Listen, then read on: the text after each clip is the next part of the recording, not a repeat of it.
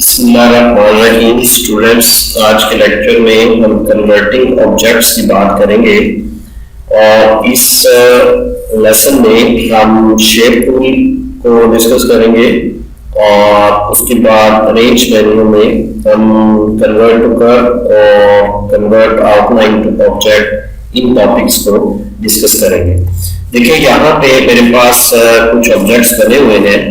Let's suppose कि मैं अगर इस ऑब्जेक्ट को सिलेक्ट करता हूँ तो इस ऑब्जेक्ट को गौर से देखें, इसमें कुछ तो ये ग्रिप्स नजर आ रहे हैं जिनसे पकड़ के हम इसकी लेंथ भी चेंज कर सकते हैं और कुछ छोटे ऑब्जेक्ट्स भी आपको नजर आ रहे हैं। ये देखें, इन ऑब्जेक्ट्स को हम नोड्स बोलते हैं।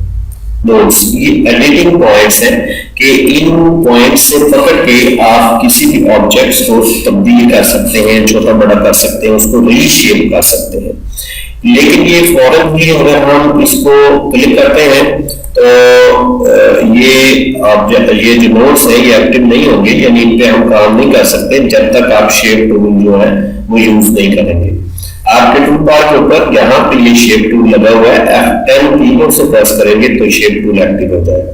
तो अभी शेप टूल पर मैं क्लिक करता हूँ, तो जैसे मैंने शेप टूल पर क्लिक किया, आप नोट करें वो जो ऑब्जेक्ट है उनके नोड्स जो है वो हाईलाइट हो गए हैं और अब आप इनको यहाँ से पकड़ के इनको रीशेप कर सकते हैं। इसी तरह अगर मैं इस सब्जेक्ट पे अभी क्लिक करता हूँ कि शेप टूल एक्टिव है, इस सब्जेक्ट पे क्लिक करेंगे तो ये भी शेप रीशेप आप इनको कर सकते हैं नोड से पकड़ के। ये देखिए यहाँ पे ये चीजें जो है ये रीशेप हो रही है।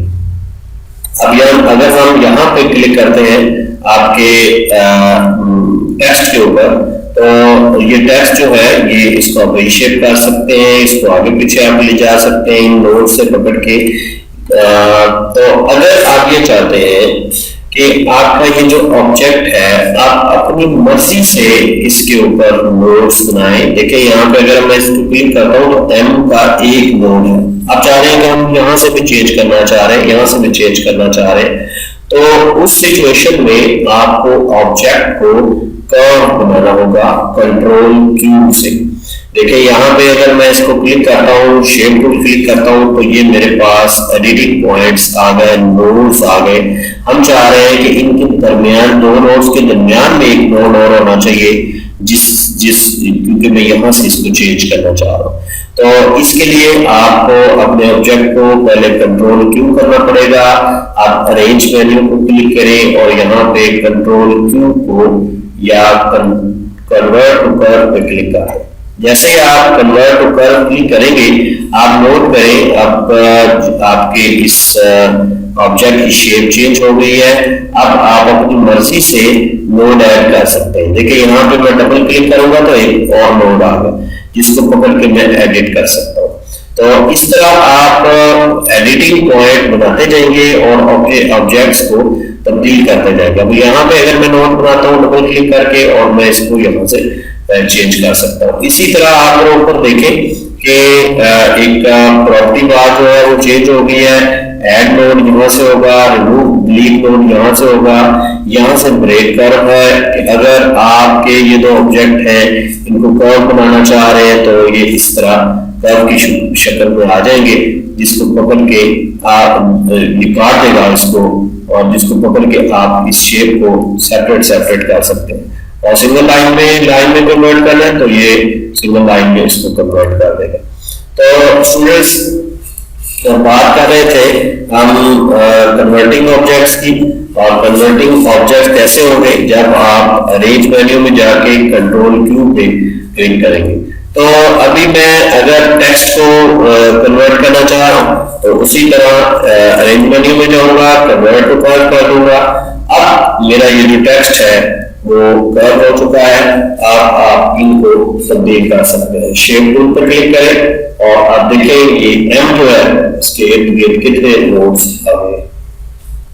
अब इन नोड्स से पकड़ के आप इन ऑब्जेक्ट्स को चेंज कर सकते हैं। ये देखें यहाँ पे ये नोड बनाते हुए या आप कंट्रोल Q करते हुए आपने ये ख्याल रखना है कि जब आप टेक्स्ट को कंट्रोल Q करते हैं वो फिर टेक्स्ट नहीं रहता बल्कि एक नॉर्मल ऑब्जेक्ट जो है वो बन जाता है। अब इसके बाद हमारे पास एक और ऑप्शन है यहाँ पे रेंज मेन्यू में जाके कन्वर्ट आउटलाइन टू ऑब्जेक्ट, इसको हम डिस्कस करते हैं। देखिए यहाँ पे एक टूल पे आया और मैंने इस ऑब्जेक्ट को सिलेक्ट कर लिया है। इस ऑब्जेक्ट की आउटलाइन अभी 0.5 है, तो हम इसको आउटलाइन को बढ़ा देते हैं, 0.10 कर देते हैं या लेट्स सपोज 0.36 कर देते हैं। अब हम चाहते हैं कि हम ये जो आउटलाइन है इसमें कोई टेक्सचर फिल वगैरह करना चाह रहे हैं, तो अभी जो सूरत है ऑब्जेक्ट की और उसके आउटलाइन की, आप इस काबिल नहीं है कि आप इसके अंदर जो है कोई टेक्सचर वगैरह फिल कर सकते हैं। और सॉलिड कलर जो आउटलाइन कलर है वो आप इसमें फिल कर सकते हैं। राइट क्लिक करके कहीं पे भी आपकी आउटलाइन का कलर जो है चेंज हो जाएगा। और अगर आप चाह रहे हैं आपकी आउटलाइन जो है उसमें आप टेक्सचर वगैरह जो है वो या काउंटिंग फिल वगैरह करें, तो उसके लिए आपको अपनी इस आउटलाइन को ऑब्जेक्ट बनाना पड़ेगा। तो उसका क्या तरीकेकार है, उसी तरह रेंज मेन्यू में जाएंगे हम और यहाँ पे कन्वर्ट आउटलाइन को ऑब्जेक्ट बना देंगे। अब आपकी आउटलाइन जो है वो इटसेल्फ ऑब्जेक्ट बन चुकी है और अब आप इस पोजीशन में है कि इस आउटलाइन में टेक्सचर वगैरह फिल कर सकते हैं। मैं कंट्रोल Z कर रहा हूँ। अब ये देखें यहाँ पे ये आपकी आउटलाइन जो है वो ऑब्जेक्ट बन चुकी है। अब आप इसके अंदर जो है इसको सिलेक्ट करें और इसके अंदर जो है वो पैटर्न फिल कर लें या आप कोई भी फिल कर सकते हैं इसके अंदर। ये एज ए ऑब्जेक्ट है इनको, तो यहाँ पे मैं ये एक पैटर्न इसके अंदर डाल देता हूँ, तो ये देखिए खूबसूरत सा ऑब्जेक्ट तैयार हो गया।